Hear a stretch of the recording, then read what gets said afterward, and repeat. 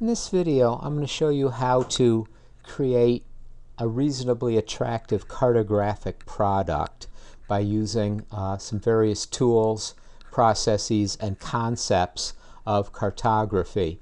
Up to this point, you've made fairly crude snapshot type maps of your working space. In this, I'll show you a little bit more about symbology in addition to the basics of symbolizing layers that you learned in the first two videos you watched for this week, plus show you something called layout mode, which enables you to add titles and other niceties to the map that you create. Well, I've just loaded these two layers, the same two layers that we used for last week's exercise, Ag Districts of Monroe County and the towns, also called MCDs or minor civil divisions, and I'm going to make a map product out of this. And it doesn't look too terrible right off the bat, but I think what I'd like to do is first I would like to make the town hollow. And there's no correct answer for how one creates a map product. There's many ways. It's more like art than science. There's no precise way to make it. Whatever gets the job done is a correct answer. And I think what I'm going to try first off is I'm going to make the make the polygons of towns hollow. I can do that by clicking on this little thing here that's called the patch. If I click on that and ask for hollow, I have a hollow outline only version of these polygons. I think what I'd like to do is make them a slightly thick but a light shade of gray. And I think I get a very interesting effect doing that I kind of like sometimes. Just as demo, I think we'll keep that one. I'd also like to in some way allow the user to know what particular towns each of these are. That's within the 19 or so towns I believe there are in this county. I think a good way to do that would be by labeling. And I can access labeling by right-clicking on the layer again, layer name, asking for properties and asking for labels. And what I come up with here is, well, I try to remember right off the bat to click this box, which tells the computer that even though I'm going to do a whole bunch of work setting up my labels, I really do want to turn them on. It's very frequently forgotten. Now once I've done that, I can go ahead and say, why don't I use a 10 size font, which on a map of this size makes a reasonable label.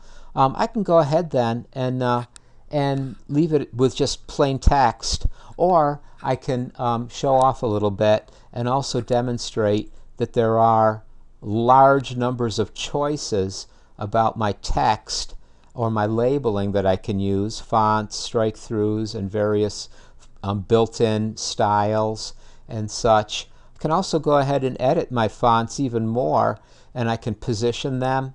I can have them aligned vertically, horizontally, and several other things.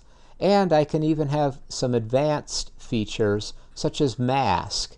And what I'm going to do is I'm going to put a halo around my text, and I'm going to make it this color of the sun and say OK and OK and OK and OK, and we get a really pretty nice effect shown here. And there are certain circumstances when a halo of some sort is a useful feature for putting down labels to make them more visible. It's also just to illustrate that there's a pretty significant variety of features that you can use.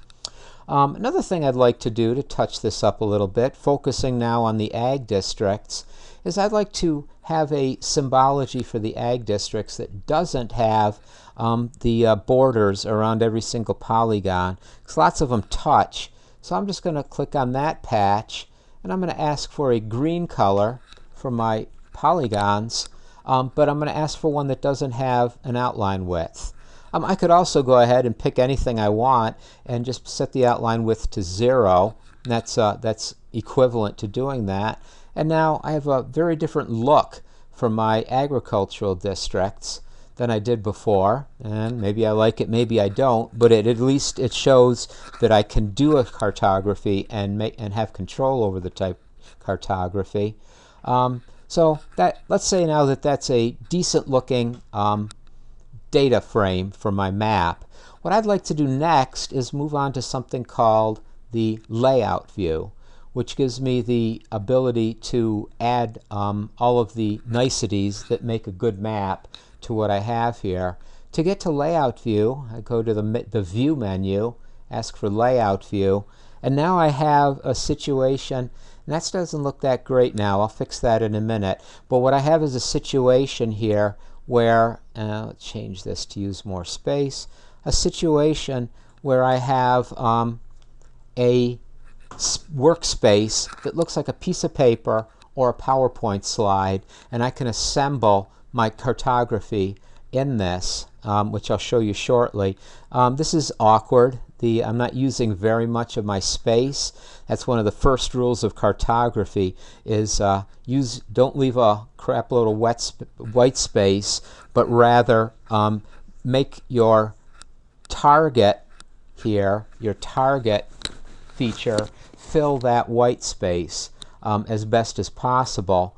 So let's go on then, and I'll show you a method for helping this to fill the white space. To do that, we're going to go back to the data view, which is the common view, and see that for some reason or another it's decided to change my view scale.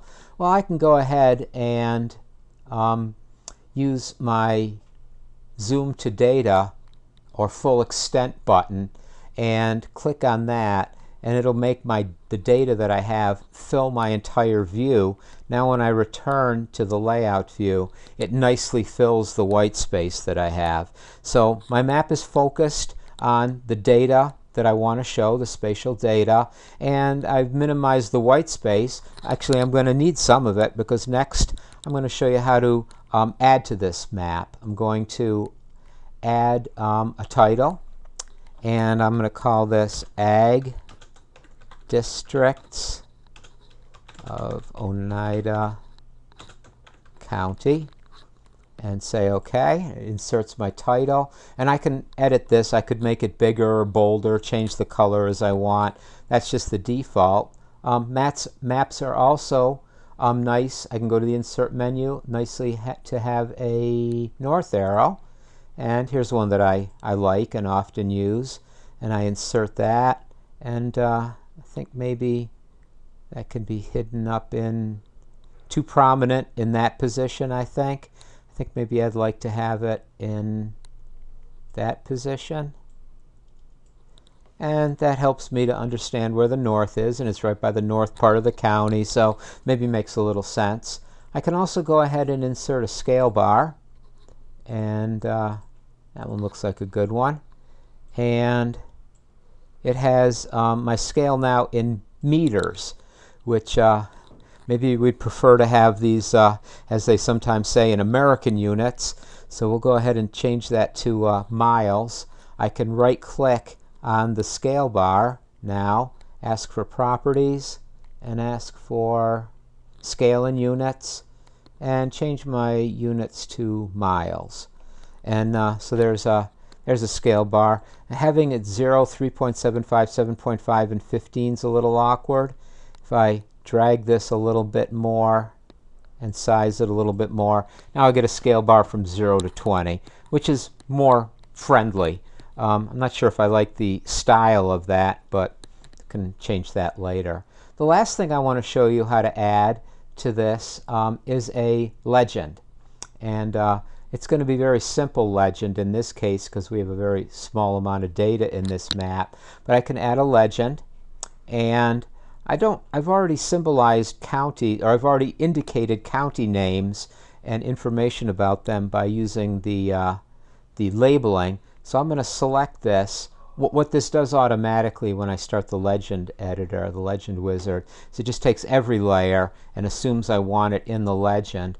But what I'm going to do is I'm going to just click on that and throw it back, essentially, and only have ag districts in my legend. And after that, there's actually several boxes worth of choices that can be made.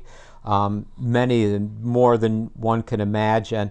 You usually get a decent legend just by scrolling through the defaults, I could add a border, or I could add backgrounds or shadowing to my legend as well. I'm going to skip that.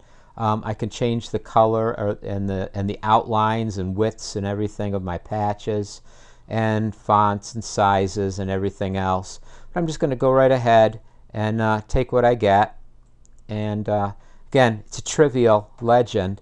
And one thing I notice all of a sudden now is that the layer name, which was inherited from the shapefile when the data got loaded, is not really too descriptive. So I can just go ahead, and here's a useful trick that you'll often use. Right-click, Properties, General, and change this to Ag Districts.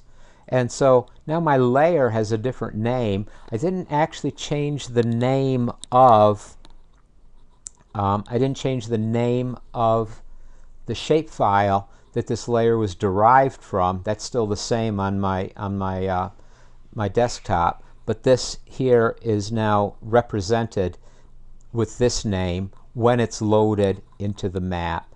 One last thing that's of use that can be added is, the last thing I'd like to add is a text box.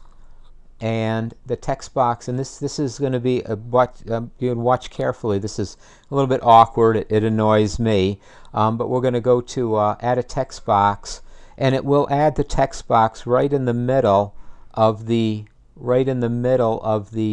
map, almost so small that you can't see it. And then what needs to be done is we type something in this text box. Like I'm going to type in by :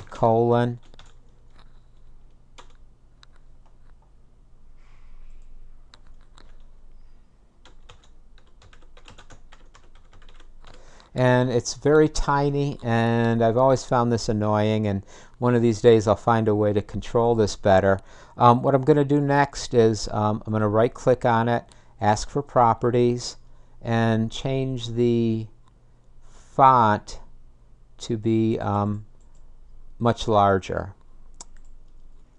And I'm going to increase the size to 20 and say OK and OK. And now it's visible, and now at least I have it's easier to aim at and put it there. That's what we call the done by box. And typically a quality map, a quality engineering drawing, or anything of the sort will have an author, somebody, in a professional practice, it'll also have a date, who checked it, who the client is, and perhaps some other information, the source of the data. For now, we're going to leave it with a simple case. And finally, as you recall, the last step to this process to create something that can be turned into the Dropbox is to ask for export map. And I think you've done this several times, and this can be exported as a PDF.